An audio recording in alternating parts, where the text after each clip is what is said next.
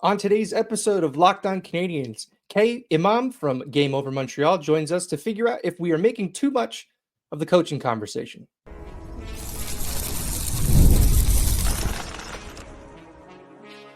You're Locked On Canadiens, your daily podcast on the Montreal Canadiens, part of the Locked On Podcast Network, your team every day.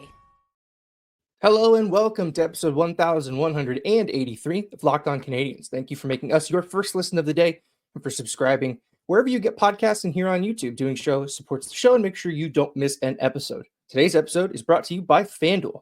You can start the season with a big return on FanDuel. New customers can place a $5 bet and you'll get started with $150 in bonus bets if you win your first $5 bet. Visit FanDuel.com to get started. I am Ian Boisvert, also known as that. Maybe it's Ian. If you are on YouTube, you will notice to the right of me, it is not Laura Saba still, but instead we are blessed by the presence of Madam President of Gully Nation and latest host of Gameover Montreal, Imam. How are you doing today? I'm doing good. I'm missing the Habs, which I'm sure I'll regret saying when they are playing again. That's every single time they have an off day. I'm like, I miss them, and then they play, and I'm like, never mind. So that's how I'm doing. How are you doing? Great. And I completely agree with you, especially after a win. Like, you just want to get right back on the horse again. And it's funny, the off days where there's nothing. They don't practice. We don't get any kind of press coverage. There's just nothing happening. It feels like I'm missing something. I'm constantly feeling like I'm forgetting something that's happening, but nothing's happening. So that's always good. It's nice to get those off days. Got a lot planned on this one for all of our listeners. We have a conversation about the coaching yet again. But this one's going to be sort of a conversation about the conversation to see if we're making too much of it. Then I kind of teased it a little bit on the last episode, but want to do a little bit of a deep dive into how the national media sees the Montreal Canadiens, because I think there's a big difference between the way that the traditional national media sees it and how maybe someone like a Game Over host or a Locked On Canadiens host sees the way the Canadiens play. And then we have to set up the Canadiens versus the Minnesota Wild tonight, Thursday night, which is always one of the games of all time. That's what I'll say about the Minnesota Wild. But let's start with coaching. There's a lot of ire around Marty St. Louis nowadays. It sort of started as Robida. It started with him and people being upset with him. But now it seems like folks maybe within the market and outside of the market are sort of starting to question if Marty is the right guy here. I'll pose it to you first. Do you think we're making too much of the coaching results so far this season? Oh, yeah. Yeah. I think we are really mad, and the front office maybe they're not so chill because the injuries, I'm sure, are a concern. But knock on wood, they're not too bad so far. But I think within the fan circles, and honestly, outside of fan circles, I think outside of like into other fan bases that are like kind of rooting for the downfall of the Montreal Canadiens, which is like how far can you fall? But like we're getting a lot of chatter, and I just don't think it's a conversation that's meaningful to anybody who is sorry to say, but like meaningful in those decisions making. So yeah, I don't think the Canadiens front office have given us any indication that they are trying to move on from Marty St. Louis. There was the rumor earlier this week that was one of the funniest things that I think I've seen in a long time, where everyone just fell hook, line, and sinker for what was just really a rag rumor. There was nothing to any of that. Like, I saw them at a coffee shop, so he's hiring him. It's crazy the way that we're just the one where they were like, oh, it was just Adam Nicholas who looked like him, but that's not true either. Yeah, I did see that follow-up gag about that, and I think it's just the fact that a rumor like that can take hold and take off has to be because there's at least part of our brain that thinks there's some realism to it, right? We do the rumor roundup here where we give yeehaws to how realistic these rumors are, and it was pretty realistic, right? The Canadiens maybe getting a more veteran voice behind the bench. Gerard Gallant knows the market. He's already been here. It would not surprise anybody for that to happen, but I don't think that the Montreal Canadiens are as concerned or at all concerned about Marty St. Louis in the same way we are. I think they're both, I think the front office is very okay watching this play out, knowing that the way they're playing now and the way he's trying to develop them is an investment into the future. Is that, and I think I know the answer to this, is that short-term pain worth the investment if it pays off? Yeah, I mean, I think it's just uh goes along with the package of a rebuild. I'm just not sure any other coach could get, maybe like a new coach bump, which I honestly don't even know because I think these guys are really attached to Marty. I think they'd be kind of upset if Yeah. they took away Marty, you know what I mean? But I I just think that this is just part of the the structure of a rebuild. This team just simply isn't built to succeed in the way that I think people really would attribute to a coach if they did. You know what I mean? Yeah, absolutely. Yeah. And I think, you know, we've keyed in on the defensive zone structure as the thing that we're all mad about. And I think it's worth noticing that they gave up 5 goals against Buffalo, but not I don't think a single one was because of the way they play defense within that structure. I think they made a lot of mistakes outside of that structure. They never got the chance to fail at the hybrid defensive zone because they were getting scored on off the rush, they were getting scored on off of turnovers. So I think that, that's one thing that Marty is focusing on intensely this year, and I think that will pay off. The other aspect of this is he took the power play on as his only as the only guy working on the power play, Mm, and it's been good. It's top yeah, it's top half yeah. of the NHL, which is really all we could ask for with this roster. Are we Words I not never giving him enough thought I credit? would hear. Yeah. Are we not giving him enough credit for that? Um, I do wonder if the power play is sustainable because, It's a well, great okay, point. never mind. Let me take that back. I had concerns about the power play being um a flash in the pan when it was essentially just Cole Yeah. by himself creating, just like picking up like Nick Suzuki just sneezed and accidentally passed to him and then he like scored, you know what I mean? Yeah. But now we're seeing like actual plays when Mike Matheson isn't shooting the puck directly into somebody's shin pads. It drives me nuts. Uh it's insane. But I think that, like, we're seeing some growth in the power play, and that's never something I honestly came into the season just accepting it be another season of, "Oh, no, can we reject the power play?" Kind of, Yeah. Yeah, and what Cole obviously shooting at 3,000% won't be sustainable. That's why I agreed with that point. Is he's not the motor of that power play. I think that's mostly Suzuki and to a lesser extent Mike Matheson, but he's the finisher. It funnels through him at the end of the play. So it Mhm. is important to note that he's scoring at a really high rate. Can he continue to do that? Maybe it'll dip a little bit. Yes. Yeah, I think he's a goal scorer. This is what he does, right? Like I think he'll be fine in that respect. I don't expect him to shoot at the same rate forever. But Yeah, it was like Paul Byron when he was in Montreal. Everyone was like, "Oh, he can't shoot at 20% forever." It's like, well, yeah, he can. He scores on a breakaway all the time. Like that's how he's yeah, scoring his goals. yeah. Um, the I other, haven't looked at the numbers myself, but I've heard that he's shooting even less than he used to. yeah, That's so that keeping that in mind too, if he's shooting more, yeah, maybe it balances out. I don't Math isn't my strong suit. him and everybody else on the team are shooting less. The Yeah. Canadians are the worst team in the league at getting shots on goal. So Yeah. that's part of the problem. I do think that even though they've lost a couple of they lost a 6 coming into Buffalo, but the last couple of games have been a step in the right direction, right? I didn't love the game in Toronto because before they ended up playing pretty well, but after the game was out of hand.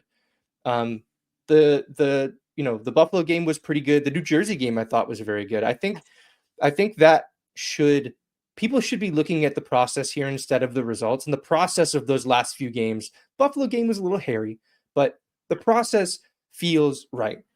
The one question I want to end this segment on is everyone keeps saying, well, he's the good coach for the Canadians now, but when they make the playoffs, they might need a guy to get them over the hump. Do you buy that at all? I don't know. That's a big I don't know question, and I think part of it is that I just like Marty so much that I Yeah. don't wanna think that. I like the idea of, like, him being part of that, you know, hopefully winning a cup, but I'm not sure. I think here's the thing, I think we really do we'll only be able to tell once he has a better team to work with. if that's a fair Yeah. assessment, I think. Um, and I would really like to see him working with someone with a little bit more experience. I don't think this team wins a cup with the current coaching staff, and yeah, Yeah. I completely yeah, agree. Like, I don't know that Robida and Letowski are the guys who are going to help you get over that hump. And they have a spot available because they didn't replace anybody. They didn't replace Burrows when he left. So there's yeah. space for them to do that. I'd be surprised if they did it mid-season. I would imagine they'd do something at the end of the year. All right, we are burying the coach conversation now forever. We're not talking about Mario St. Louis until the end of time. No, I'm kidding. But we are going to move on to our second segment here, where we're going to sort of break down how the national media sees the Montreal Canadiens and how it may differ from the way that we see it when we watch them every night. And we'll get into all of that in just a second. Get ready to tackle the NFL season with FanDuel, America's #1 sportsbook. Because right now, new customers can bet $5 and get $150 in bonus bets if you win. The FanDuel Sportsbook app gives you everything you need to place live bets on the NFL, all in one place. So when you get a hunch in the middle of the game, you can check out the latest stats, view live play-by-play, and so much more on the same page where you place your bets. Just visit FanDuel.com to join today. You'll get started with $150 in bonus bets if you win your first $5 bet. That's FanDuel.com. Never waste a hunch and make every moment more with FanDuel, an official sportsbook partner of the NFL. This episode is also brought to you by SelectQuote. The World Series, the Super Bowl, the Olympics. The world's top athletes get to play in these top-level sporting events thanks to one thing: teamwork. And teamwork can also protect your financial legacy and your family's future. SelectQuote's licensed insurance agents are the perfect teammates when shopping for customized, affordable life insurance. They can find you the right policy to keep your financial legacy safely in your family's end zone. SelectQuote is one of America's leading insurance brokers with nearly 40 years of experience helping over 2 million customers find over $700 billion in coverage since 1985. Other life insurance brokers offer impersonal, one-size-fits-all policies that may cost you more and cover you less, while SelectQuote's licensed insurance agents work for you to tailor a life insurance policy for your individual needs in as little as 15 minutes. And these policies are more affordable than you'd think. You can get coverage for up to $1 million for as little as $20 a month. Head to selectquote.com and a licensed insurance agent will call you right away with the right policy for your life and your budget. Get the right life insurance for you for less at selectquote.com/lockedonnhl. Go to selectquote.com/lockedonnhl today to get started. That's selectquote.com/lockedonnhl.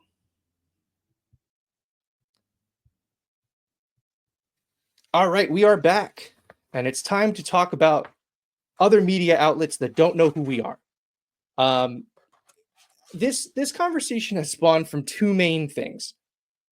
One, over the last couple games on the TSN broadcast, they've been pointing out that Slafkovsky looks frustrated because he hasn't scored many goals. He has 1 goal this year. And I think that anybody who knows the player knows that that's not what he's here to do. He chipped in 20 last year. He could still very much do that this year. But he's a playmaker. He's a board battler. Why do you think why do you think they're making that connection that he should be scoring goals? Is it because he's the first overall pick? Like, is that the only reason why they're doing that? I just think it's a fundamental misunderstanding of the player that Slav is, because I've heard this all along since he was drafted, and I don't mean by like people who like actually know what they're talking about, so scouts and stuff like that, but somehow it's been that he is a goal scorer, which we know he's not. I talked about this on Game Over with Andrew actually right after the Buffalo game, where I we talked about how that's just not what he was drafted for. I mean, like offense, yes, he was drafted for offense, but goal Yeah. scoring, and I don't think that's what he was. That's what he's naturally good at. For some reason, I've just seen people expect him to score a lot, and yeah. Yeah. I think, when you look under the hood of Yuri Slafkovsky, you see a player who is 6'4", a real pain in the butt to get off the puck, and he will battle you to get the puck away from you. Players who do that typically are not the ones who end up scoring the goal because they're along the boards. They're getting the puck to the middle of the ice for their teammates who are going to score goals. That's going to be Cole Caulfield.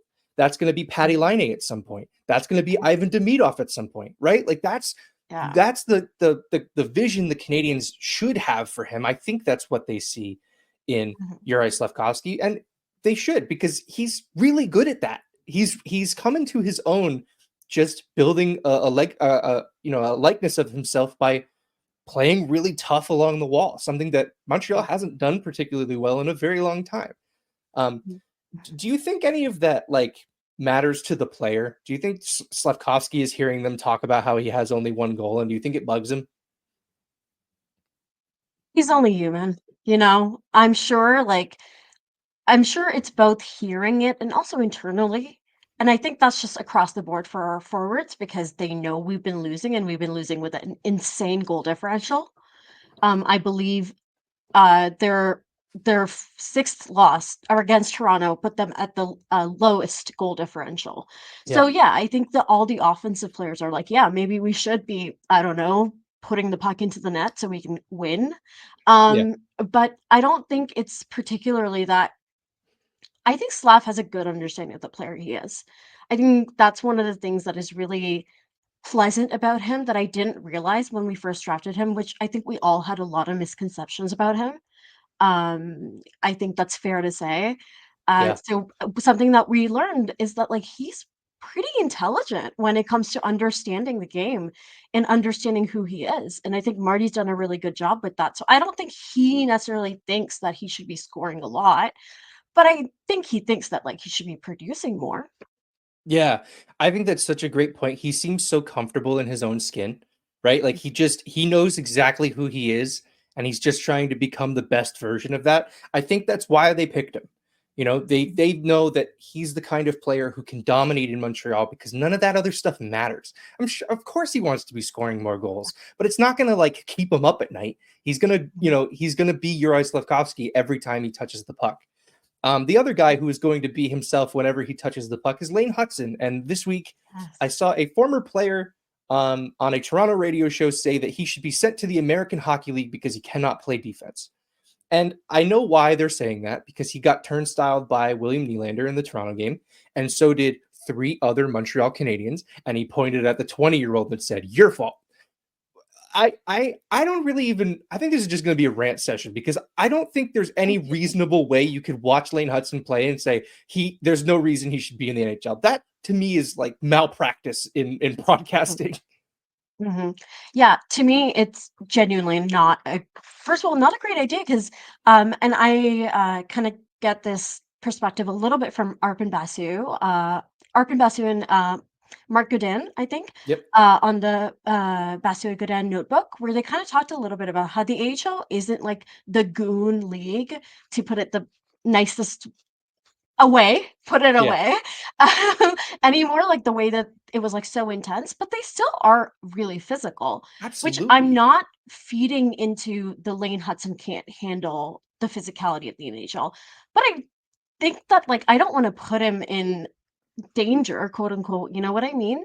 So, Yeah. first of all, there's, like, just the practicality of it. Second, I think it's a little bit of the old school thinking of, "Kid, you gotta earn it."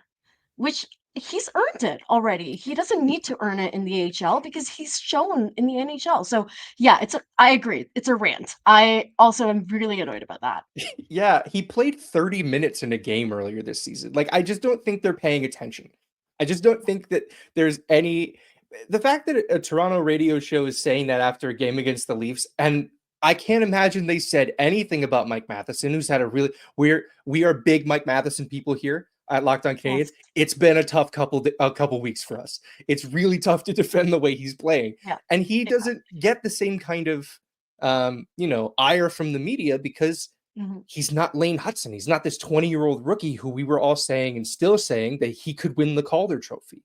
Yeah. So I think that a lot of it's just the name recognition. I think a lot of it's taking a shot at a rival fan base, which you got to tip your cap and just respect it, right? I mean, I'm of an age where I remember Tony Marinero calling Boston radio stations after the Canadiens beat the Leafs, or like Boston businesses, and just harassing them because Tuukka Rask let in a softie or something like that. That's just part and parcel with rivalries. But I I think get that it, you're but also doing, I'm tired of like the false we're so not biased that really annoys me. Again, Yeah. this is a side rant, but like I live near Toronto, so I'm in that area-ish. So I come across a lot of that stuff where I'm like, you don't know. You Yeah. haven't paid attention to anything that isn't the Leafs. I am sorry to say you might pretend, but I don't think you care. So yeah, I'm sorry to go on that rant, but it's just so obvious that some of these people just don't know the Habs. Yeah, I'm a big proponent of watch the dang games. Yeah. Because here's the alternative to that, right? I have watched one Winnipeg Jets game this year. It was the game they lost to the Toronto Maple Leafs. They have won every other game they've played, and the one viewing I got of them, they got shelled by Toronto and tried to come back late. Like that's not that it's the same idea. They're taking a very small sample size, and I know that they're these guys are on the air for hours every day. They have to talk about something, but Mhm. it's still just. I feel like you're doing your listeners a disservice when you are saying these things about a player who is one of, if not the best defenseman on this hockey team right now. Like, I don't know that that's Yeah. out of the question to say, but you Yeah. wouldn't know that if all you did was listen to these guys, and you wouldn't know that Yuri Slavkovsky is a phenomenal playmaker if all you did was listen to these guys, right? Is there an antidote to any of this, or are we just kind of stuck in this media storm? I just think we're stuck. I just think Yeah, this is where we are. And not to plug my own network, but do it. Gameover has this one show that we're doing. Um, oh geez, I wish Hyperdrive hockey. Hyperdrive hockey. Yes, It's a great sorry. show. Yeah, and it's two francophones who are giving a show are delivering a show in English. And it's Unbelievable. really interesting because you're getting like, first of all, it's unbelievable. Like you said, I have a second language, but even then, I don't think I could do that. But if you get this perspective from I feel like there's so much rich media and by rich I mean content wise, Yeah, rich media in kind of Quebec about Montreal, but it's because it's French, we don't get it. So I yeah, think having something like Hyperdrive Hockey is really cool because you get more voices that yeah. you wouldn't necessarily understand really. So it's a really cool kind of movement, but I think overall this is just what we're stuck with right now. Yep, I agree with you on all points. Hyperdrive Hockey, Game Over. You guys are doing great work over there. It's fun sharing the space with you guys. It's there's always room for really good stuff. So make time for those shows in your daily digest of content. All right, we have to move on to our final segment where we talk about the Canadiens and Wild facing off in Minnesota and wonder why the Minnesota Wild are just the most meh team in NHL history. And we'll get into all that in just a minute. This episode is also brought to you by Prize Picks. Prize Picks is America's #1 daily fantasy sports app with over 5 million active members. Prize Picks is the easiest, most exciting way to play daily fantasy sports. All you do is pick more or less on 2 to 6 player stat projections and watch the winnings roll in. Prize Picks puts their members first, so all withdrawals are fast, safe, and secure. When my picks hit, I can get my money in as quick as 15 minutes. PrizePicks also invented the flex play, which means you can still cash out if your lineup isn't perfect. You can double your money even if one of your picks doesn't hit. It's so fun and simple to use, you'll really enjoy playing. Download the PrizePicks app today and use code LOCKEDONNHL and get $50 instantly when you play $5. That's code LOCKEDONNHL on PrizePicks to get $50 instantly when you play $5. You don't even need to win to receive the $50 bonus. It's guaranteed. PrizePicks. Run your game. All right, home stretch. We are setting up a game that every year I dread. I dread this hockey game because, first of all, the Canadiens are historically terrible against the Minnesota Wild. We should put that Yes. before we drag this franchise through the mud. We do need to say that for me anyway, a lot of it comes from the fact that the Canadiens, the lowest win percentage they have against any team in NHL history is the Minnesota Wild. It's insane. Why do you think that is? Is it I don't understand why, like, even when they were good, they were still getting beat by like bubble playoff Minnesota Wild Yeah. teams. What is the bugaboo here? Why do they have an issue? Wish I had an answer for you. I wish they did Maybe too. they just get so bored that they're like, "Oh, we half fell asleep." I don't know. I'm Yeah. just I wouldn't blame them. Yeah, the issue this time around is if you fall asleep against this Wild team, they're going to put up 8. Yes. Kirill Kaprizov is off to one of the most incredible starts I've seen in a long time. Yeah. It's scary to see them come in, but it's also I set this up on the weekly forecast earlier this week, and I think my key to the matchup was just don't get embarrassed. I think I'm actually flipping on that, and I'm saying this is a game the Montreal Canadiens absolutely win because it makes no sense whatsoever. That's the win this team will get, is one that they're like Montembeault is going to put up like 98 saves and they're going to win 1-0 in a shootout. Like that's the sort of game I'm expecting. What are you kind of looking for in this game against Minnesota? First of all, like you said, Kaprizov is insane. I actually have the numbers up right now. He has 28 points. Do you want to guess how many points the next guy has? Next closest? That's a great question. What are we, like 17 games in? So maybe like 21? 16. And it's Matt Boldy. So yeah, you have 16, and then you jump all the way up to Kaprizov. Which is I didn't by the way, just a quick side, he has 19 assists and 9 goals. Which for some reason maybe I don't know him and I don't know the player, but that's just surprising to me a little bit. So yeah, number 1, contain that dude. Like Yeah. please. Um Yeah. Yeah. You can't and if he has a night, it's over. You're not yeah. Christian Dvorak is not saving you. Brendan Gallagher might. We Yeah, don't if he know. what did he didn't score against Buffalo, did he? No, no. No, that broke the streak. I was going to say we'd be Yeah. going for like 5 at this point, which would just be incredible. The Brendan Gallagher renaissance has been so awesome. I think I mentioned it on every episode because of how sick it is to just see him back in his, he's definitely not the same player he was, but I think it's the first time since the Cup final he's playing healthy and it shows. He looks incredible. What is it about the Minnesota Wild that I think if you were to ask a hardcore hockey fan to name all of the teams in the league, the Wild would be the one they probably get stumped on and they maybe get last. Why? Why is that the case? We don't know. I feel like they've been mid my entire life. Yeah. Uh, it's like so again, watch a lot of the Avs, right? So I have to watch more Minnesota Wild games than I think most people would like to. Um, and it's the Minnesota Mild that I think is what people call them. It's such a nothing. I genuinely don't know. I don't know. There's some sort of curse upon the team. The ghost of the forum decided that's the one team that they're mad at, but to make up for it, they're making us really bad at against them. Yeah, So it's the they're the being fair. monkey paw curls. Like they were Exactly. going to be mid, but they're always going to beat you guys.